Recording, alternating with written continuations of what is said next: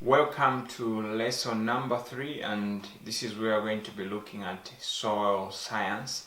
And I hope you've gone through the notes which are going to guide you a little bit on the soil. You see, one thing I'm going to encourage you is that you should keep on learning. We cannot exhaust everything in this course.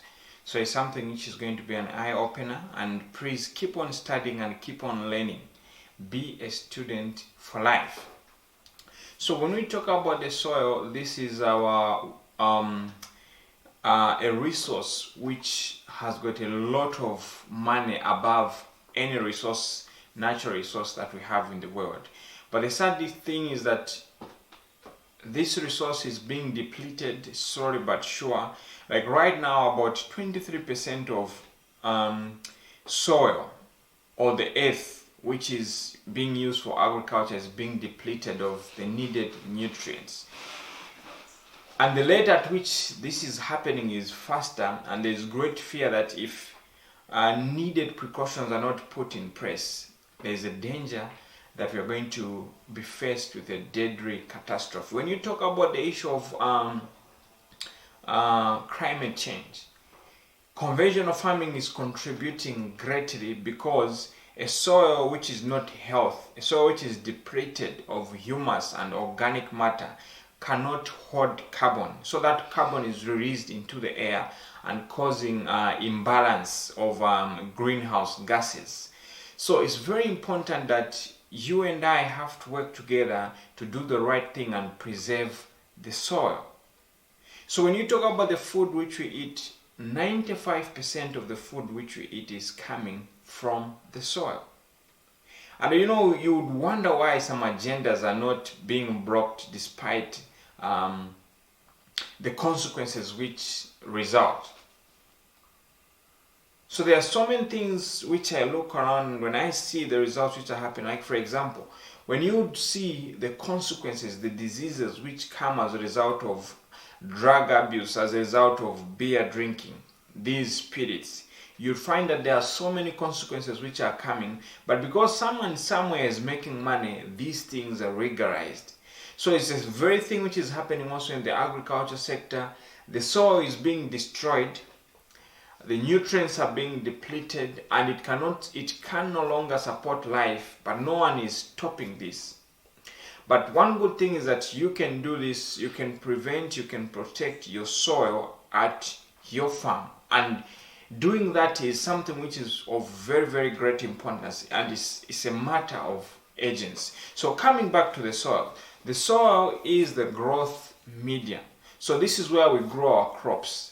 And actually, when you talk about the soil, it's the top layer of the soil. You see, the soil has got layers, it has got horizons. So the top part, that is about 60 centimeters, that's what we use for growing our crops.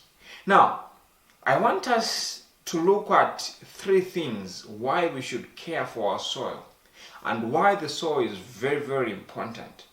So number 1, I'm going to look at it from the life point of view, that a soil which has got life will help your crops to fight diseases, will help your crops to have enough moisture, to retain more moisture, and will help your crop to have enough nutrients.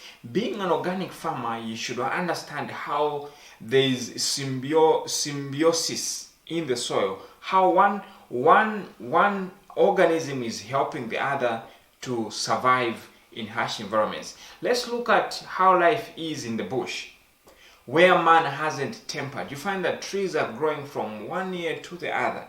Even during the dry season, you find that they are still surviving. Grass is still fresh. But you would wonder, why are these plants growing?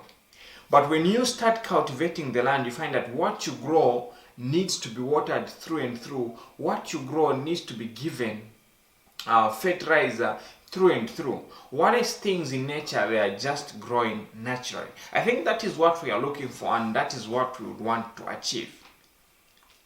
So the point is that a soil is a living entity. There is life in the soil. There are living organisms. There are microbes there are beneficial bacteria, there is fungus in the soil, and each one plays a very critical role to make sure that your crops are flourishing, to make sure that your crops are tasting well, to make sure that your crops are are protected from diseases. And you see, when I get into the soil, looking at it from the scientific point of view to see what is really happening, it tells me very clear that this thing was not designed by accident. A God somewhere designed it, that this is how it should be.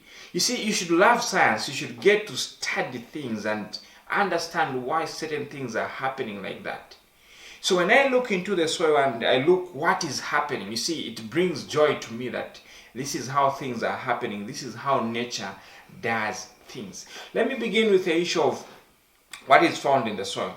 Number one is that you find that the microorganisms, which we cannot see with our physical eyes, which are in the soil, they are more than the organisms which you can see outside the soil. And you see, we have got like the earthworms, the pyramids. Now, these are responsible, even the termites, these are responsible for breaking down organic matter into nutrients which the plant can use. And their droppings also, they are building the soil, changing the soil structure, changing the soil texture, and making nutrients available in a form which a plant can easily use them. So meaning a plant won't waste energy to start breaking down, because those materials, they are already broken down into a form which a plant can use them. So you see, when a plant is using some energy to break down some materials to make food, that energy is being wasted. Instead of using that energy to grow or to make fruits or to feed fruits, that energy is being used to break down that food. So if your soil has got living organisms, that work is going to be done by those living organisms. So when you look at the soil, there are different types of the soil. There's clay soil, there's silt, there's sandy soil, there's also loamy soil. So sandy soil has got bigger particles, so it can easily leach nutrients, and it can also easily leach water. The drainage is, the porosity is very, very quick. Then the other thing is that with the silt, it has got smaller particles compared to say sandy soil. Then clay soil has got the smallest, the tiniest. And this one holds a lot of water. Sometimes even, actually the roots cannot even penetrate through it. But loamy soil is a combination of 45% sand, 25 clay, 25 silt, and also 5% of organic matter. So this combination makes a very good soil called loamy soil. So in this soil, what happens, you find that you can grow actually anything in this soil. So there is need of it having some organic matter in it, which happens to be the food for the living organisms.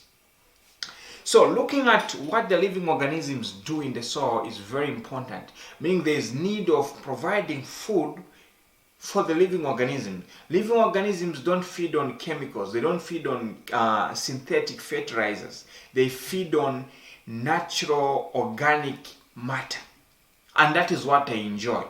So as they eat their droppings, they are adding nutrients. As they die, they are decomposing and they are making fertilizer, and that very organic matter, it is absorbing and trapping carbon out of the air into the soil, which happens that it is also working and helping in the issue of climate change. Then when we come to the fungus. So the fungus that is in the soil plays a very, very critical role in bringing food to the plant. So there, you see, when you look at the layer of the soil, there is a point where the roots cannot reach.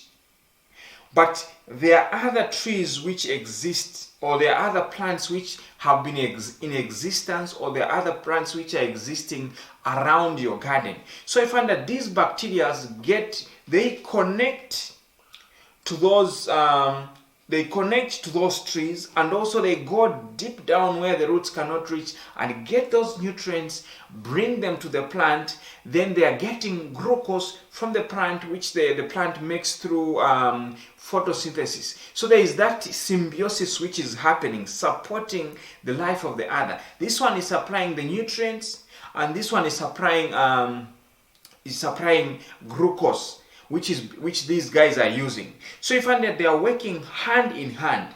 But when you put chemical fertilizer, when you put pesticide, when you put weed killers, these fungus, these beneficial fungus, they are being destroyed, and as a result, your plant won't have support of these fungus. When you talk about the issue of bacteria, we're talking about beneficial bacteria. You find that these bacteria, they protect your plant against diseases. So there are diseases which attack from the roots and also from the surface. So those which come to attack from the roots, you find that these bacteria are going to be protecting your plant. They put a shield around the roots. And this, since there's a connection between this plant and this plant, as a result, when this plant is being attacked, it sends a signal through the web of the fungus and also the bacteria which are connected down here in the earth. There is a web. So they send a signal to the next plant that there is a disease which is coming, and as a result, this plant is going to release some chemicals which are going to protect, which are going to, it's going to immune itself from the disease which is coming. But when you put pesticide, when you put chemical fertilizer, you put weed killers, that network is destroyed. As a result, when this plant is attacked, it won't tell the friend, and your plants are going to be very, very weak. So there are so many things which are happening in the soil, and you find that some of the things, even scientists haven't yet discovered them, and they haven't yet come to understand, but they are working naturally. But the key thing is that we should make sure that we plant and grow crops according to the way. So since we don't fully understand what is really happening in the soil, anything that we do without fully understanding, we may end up in consequences which we don't know. No wonder you see the people, when they started using synthetic fertilizers and pesticides and weed killers, they didn't know the long-term consequences. So you find that the rhizobacteria and also the mycorrhiza fungus, these are beneficial fungus and also beneficial bacteria which are working hand in hand to make sure that the crops are growing very well. So disturbing them is disturbing also the crop which is going to come. So it's like, you see, no wonder there is a direct connection between the use of fertilizers and the pesticides and also fungicide. So there is pesticide and also fungicide. So when you put chemical fertilizer, you are killing the fungus and also the bacteria which are protecting your crop. So meaning you have to provide an artificial pesticide and an artificial fungicide because you have destroyed the natural ones. So you are striking three things. Number one, the natural fertilizer is being depleted, because what happens is that when you put chemical fertilizer in the soil, it is going to deplete all the nutrients that are in the soil. They are going to leach into the places which the roots cannot reach. As a result, your soil becomes depleted.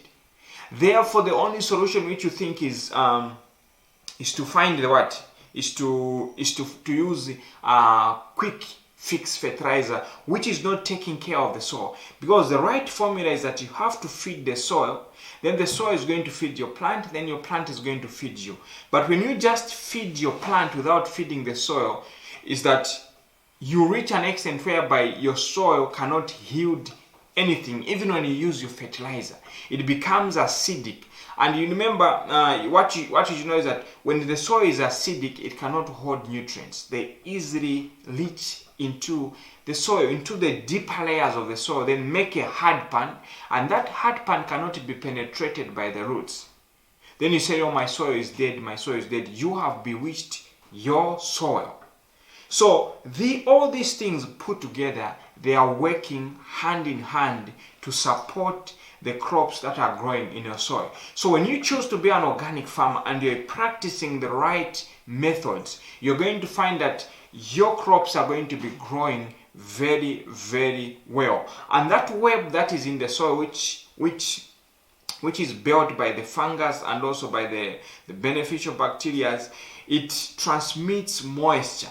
So it is a network. So if this plant is thirsty, when this plant is thirsty here, when one plant is thirsty here, it is connected to a plant which has got a deeper root system. It is going to be sending moisture through that web to this plant. No wonder even when you're establishing an orchard, don't destroy all the trees. Leave the other trees. So when you plant this tree here, a smaller tree here, when the roots start getting into the soil and it is connected to the web, you find that even if there isn't enough water, this bigger tree has got the taproot system and is bringing nutrients, and at the same time it is also bringing water and supplying to the web.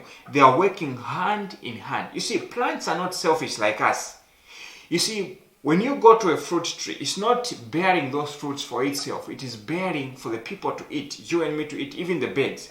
The shade is not just doing it for itself, but it's also doing for other animals and other creatures and other birds. So that's how things are happening down there in the soil. When you understand what happens in the soil, you know how to care for it. I hope this information is going to be helpful to you, but I would advise you that you study more and understand more on how the soil operates and how bacteria and the fungus and also how carbon helps the soil to be very, very healthy. You see, I love this part so much because it gives me hope and it helps me understand that I know what I'm doing when we talk about organic